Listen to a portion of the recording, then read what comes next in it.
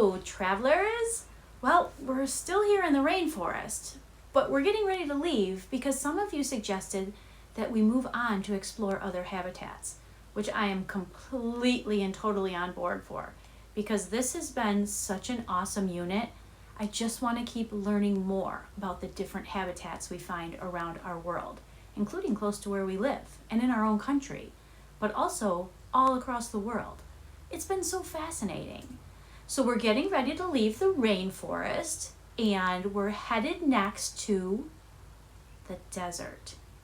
Now, when I think of desert, I instantly get one or two images. I visualize right up here in my picture in my thought bubble. I instantly visualize or picture a few things. I wonder if they're the same things that you think about when you hear the word desert. So I'm gonna give you just about, 15, 20 seconds to get a picture in your mind about what a desert might look like to you. So I'm gonna give you some silence so you can think and really visualize, maybe even close your eyes. That's what I'm gonna do. And then we'll come back in just a few seconds and I'll ask you a few questions. Desert.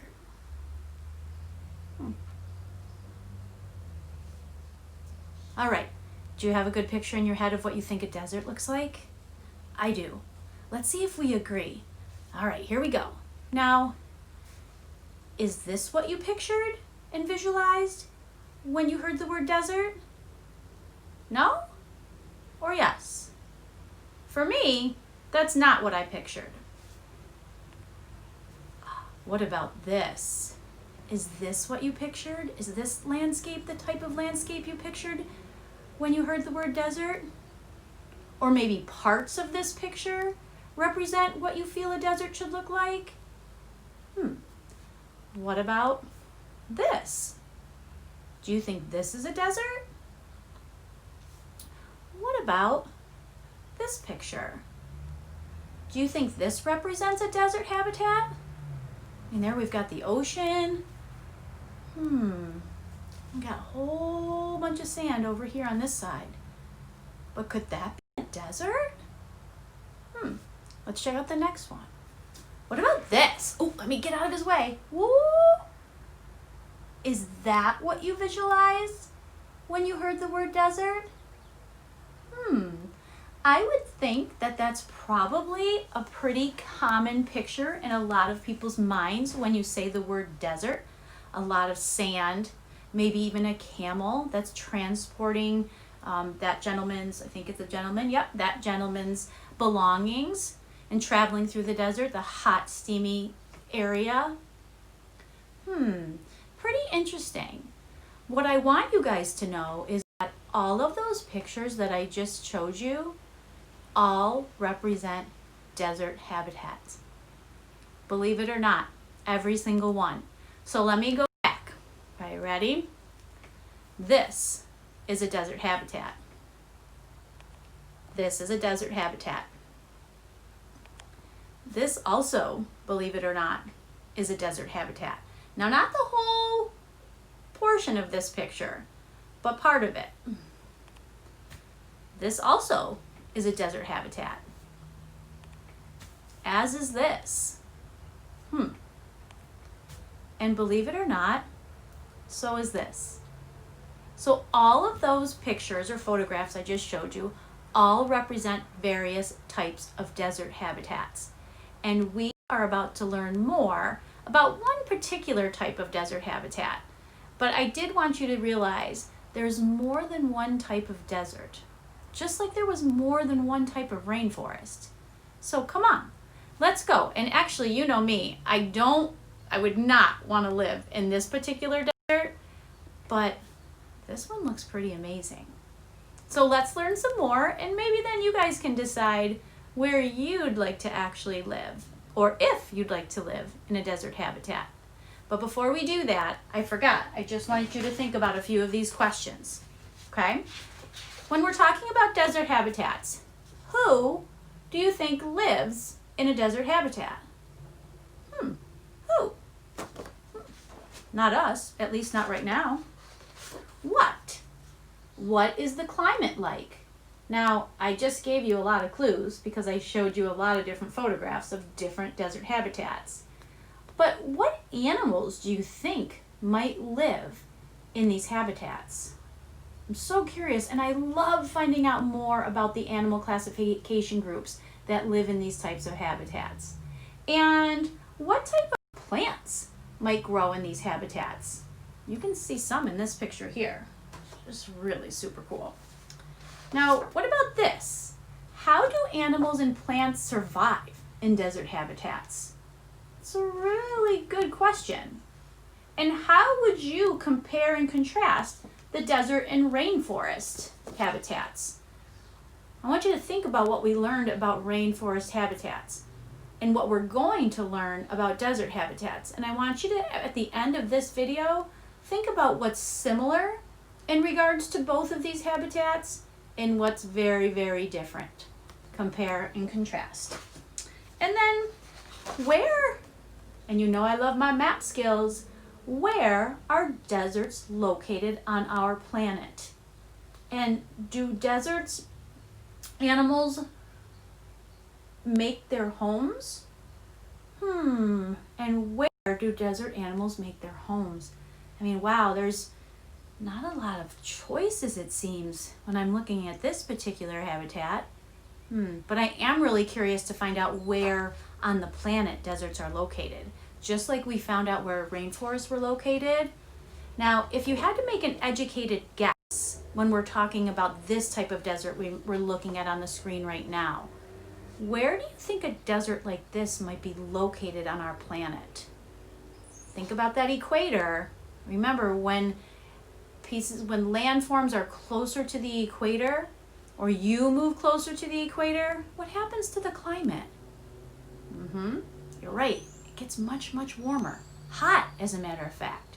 So when we're looking at this particular desert habitat, where do you think it might be located? Closer to the equator? Far north of the equator? Far south from the equator? Use your prior knowledge. And when? When do you think that animals look and hunt for their food in this type of habitat? Why do you think they would do it then? We'll discuss that too. And why? So this is actually your homework assignment. You're getting your homework assignment first. Why would you rather live in a desert habitat or a rainforest habitat? And why? So your homework assignment is to give me at least five sentences as to which habitat you'd prefer to live in and the reasons why. All right, sounds good? Well, I can't wait to share more information about the desert habitat with you because it's fascinating. All right, come on, let's go. Meet you there. All right, guys, we're back. And I'm just going to go through a few more of those pictures that represent desert habitats. So remember, each of these pictures that I'm about to show you is actually from a desert. So we all have an idea in our head what a desert looks like. And if your vision didn't include deserts that look like these pictures, from now on, hopefully they will. So here we go. Here's a picture of one type of desert, and you can see how extremely dry and barren it is. Look at that ground. It's cracked from a lack of water, and there's really no green vegetation at all. So that is a place that has not gotten rain in a really long time. Here's another desert. Now remember, this is also a desert. It's called a coastal desert. It's on the coast, and the coast is where land and water meet. Here's another desert. Here's a desert. Here's another desert. This one's really fascinating to me. Another desert. Here's some more pictures of this beautiful desert. This is actually in our country. This is what I'm thinking most of you were thinking about when I said the word desert. And that's beautiful as well. and this is also a desert. Now, there are 4 types of deserts. 4. If you remember when we talked about rainforests, there were 2 types of rainforests. And when we're talking about deserts, there are actually 4 types. But we're just going to really focus on hot deserts today. But do remember that there are other types of deserts, and I'll go over those really quickly in another slide. Where are these deserts located on our planet? Well, we're about to find out. And do you think there are deserts in our state, in New York? I don't think so, but we'll find out. And do you think there are deserts in our country, in the United States of America? We'll find that out too. So here we go. What are deserts? Well, as you might have guessed by looking at the pictures and seeing really decreased vegetation, not a lot of plant life and trees like we've seen in rainforests or wooded areas, or even the same as the areas that we live in. Deserts are areas that get less than 10 inches of precipitation, and that means rain or snow, a year. Fewer than 10 inches. If you guys remember, in the rainforest, in the Amazon rainforest specifically, that rainforest got anywhere from 120 to 400 inches of rain a year. Deserts get less than 10 inches a year in most cases. Now here in Rochester, New York, we average about 33 inches of rain, so almost 3 feet of rain a year. Deserts get less than a foot of rain. It's pretty interesting, and that's what makes them deserts. Deserts are areas that are dry and lack rain. And deserts can be found on all of Earth's continents. Do you remember how many continents are on our planet? If you said 7, you're correct. The 7 continents from largest to smallest are Asia, and then the next largest is Africa, which we've learned quite a bit about this year. Then North America, that should seem familiar to you. Then South America, Antarctica, way down here at the South Pole, Europe, and Australia. So those are 7 continents. And you can see, based on that kind of orangey brown color on the continents, other than Antarctica, because it's a cold desert. Here's the key for our map right down here. And it's telling you that orangey brown color represents deserts in our world, on our planet. So you can see, here's North America, and that is the continent we live on, and there are orangey brown spots on this map that represent deserts. So yes, there are deserts in our country. Now, New York is located up here in our country. There isn't a representation of a desert because there are no deserts in our state, just our country. There are subtropical deserts, and these are also called hot deserts. So these are the deserts where the temperature during the day is extremely hot. Semi-arid deserts, coastal deserts, and that's the picture you saw where the ocean was meeting the land. That's the coastal desert. Those can be hot or cool. And then there are cold deserts, and we saw a few pictures of those as well. And if you were thinking about Antarctica as a desert, obviously because it's at the South Pole and one of the coldest places on Earth, that's going to be a cold desert. Now, not all cold deserts are near the North and South Poles, but most of them are, but not all. Right? Remember, always rule breakers.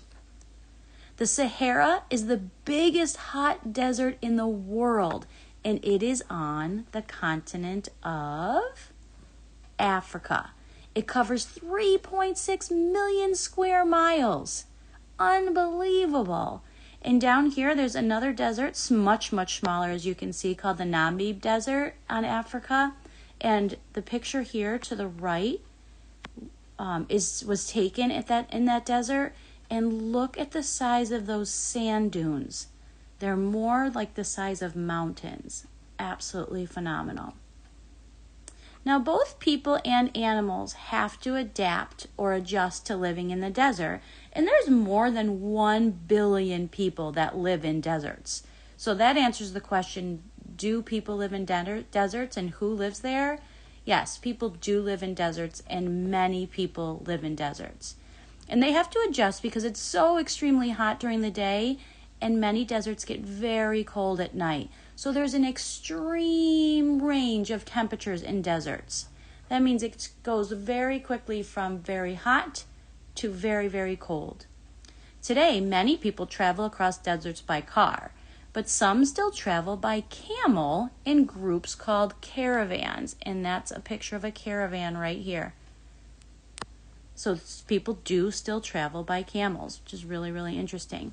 Down here at the bottom of the page are pictures of what you might dress like if you're living in a hot desert, especially in the Sahara on the continent of Africa.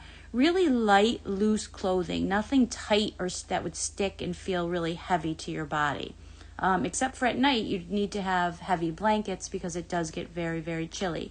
It can go from over 100 degrees during the day down to 32 degrees. And remember, 32 degrees is the freezing point. So when it's 32 degrees here in Rochester, it's winter, and we could get snow. So that represents the extreme change in temperatures. Right? And here on the right are some of the animals that are found in the Sahara Desert in Africa. Now here are North American deserts. So at the top here is a map of the continents. So you should be able to find North America by now, guys. This is the continent that we live on, North America. Here is a map of our country, the United States. And then if we zoom in on that map, it brings us down to this map on the bottom, and these colors represent the 4 different deserts that are in the United States. There's one, the Mojave Desert. It's here. It's very tiny, so I'll circle it for you. So there are 4 deserts, remember, in the United States. You can see, too, this line that I drew, that black line, that actually is the border of the United States, and then the country of Mexico is below us. So we share some of those deserts with the country of Mexico. So let's read a little bit more about the North American deserts. North America has 4 major deserts: the Great Basin, the Mojave, the Chihuahuan, and the Sonoran. And the Great Basin Desert is the largest desert in North America. It is located in the western United States, so this is the west coast. We live over here near the east coast, and it is located in the western United States. The second largest is the Chihuahuan Desert, and most of that's in Mexico, as you can see by the map, but part of it's in the United States. The Mojave Desert is the smallest North American desert, and it is in the United States between the Great Basin and the Sonoran Desert. So even here, guys, you can see that there are mountains located in deserts. Now we're going to just do a brief, quick lesson on the Sonoran Desert because it's such a beautiful desert and part of our landscape on the western part of our country that I thought we should touch base on it, especially because there's some interesting facts I want you to know. All the deserts in North America except the Sonoran Desert have cold winters. So the Sonoran Desert is the only desert in our continent, on our continent and in our country that doesn't get a cold winter. The Sonoran Desert is the hottest North American desert, but gets the most rain also. It covers large parts of the southwestern United States and Arizona and California. So those are 2 different states. There are more kinds of plants and animals in the Sonoran Desert than in any other desert. Cacti and shrubs are the most common plants, and some of the animals that live in the Sonoran Desert are shown down here. Now, for those of you guys that don't know, this is a cactus. More than one cacti, plural, or cactus, plural, is called cacti. And then down here, they're talking about the shrubs. So you can see that this picture depicts a desert that's getting more rain maybe than other deserts. Definitely more rain than the Sahara Desert that we witnessed on the previous page. The Sonoran Desert is a difficult place for plants to grow. Well, obviously, because we know it doesn't get much rain. It's very hot and dry. And for most of the year, the soil is thin and sandy, and it doesn't have many nutrients to help plants to survive. A few species or types of plants have adapted or changed to be able to survive here, and that includes the saguaro cactus. This cactus, it can grow up to like 56 feet tall. It's amazing. And then over here it talks about how plants might only live for a short time. It says some desert plants avoid the hottest months of the year by staying alive for only short periods of time. And many of the desert spring flowers live only for a few weeks. They flower during the spring rainy season and scatter new seeds before they die. And the seeds remain dormant or sleepy until the next rainy season.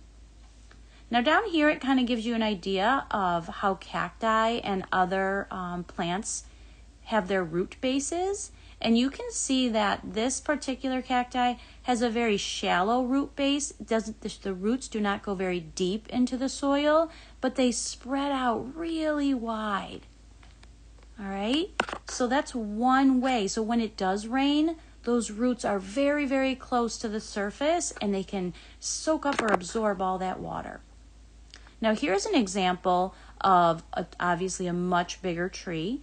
And these roots actually dig deep into the ground for water. So you can see here, they're stretching and reaching much deeper to reach all of the water that's deep, deep, deep underground. So it just depends on the type of tree or bush. Now here are some pictures of desert animals, and this is the word herbivore because there are some animals in the desert that just eat plants. Even though there aren't many plants, they've adapted and learned to survive with what is around them. So some only need to eat once in a while, and some have learned their bodies just adjust that they don't need as much to survive. Here are some other Sonoran desert animals. They do have to work hard to find food and water and shelter from the heat, and some animals have special body parts that help them survive. This is a tortoise here, and he stores water in its body.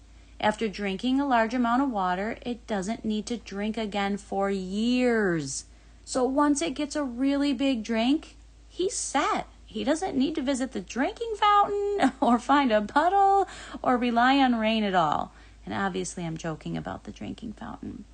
Now some animals go into a deep sleep, kind of like hibernation, but for shorter periods of time. It's called estivation. And this little guy down here, he eats, and when it gets really, really hot, he burrows himself into like a little nest or a burrow, and he sleeps for a few weeks. And that way he doesn't need as much energy, so he doesn't need to eat all the time. Here are some examples of animals that are found in the Sonoran Desert. So these are animals that are found in deserts in our country. So if you visited the deserts in California, Arizona, New Mexico, or Texas, you would see some of these animals most likely. And something important to point out, you guys, is that most of these animals will hunt and look for food at night when it's much, much cooler. Some of them, as you can see, like this owl down here, he actually makes his home inside of a cactus. And the Gila woodpecker does too. Even though there's spikes on that cactus to help protect it from animals, those particular birds are able to kind of use their beak to form holes and jump right in there. And that's where they'll have their babies in their nests. Now this is interesting down here. It's a desert, but I did find that this particular little fish survives in a tiny, tiny, tiny, tiny part of one of our deserts. And, oh my goodness, the name is escaping me, but I will find it and tell you guys what it is. But it is on the extinction list. Like, it's very, very close to being endangered, or it is very endangered. It's very close to being extinct, I should say. And here are examples of animals that you would find in the Sahara Desert in Africa. So you can see the animals are actually quite a bit different for the most part. You'll see that camels here, there are two types of camels. Camels that have a single hump and camels that have two humps. These are meerkats. This is a fennec fox, bearded dragon lizard, and then this is a hyena. So really cool. Well, I hope you guys love that introduction to deserts. They're fascinating places, and if you'd like to learn more, you can just let me know, and I'll find some more resources for us.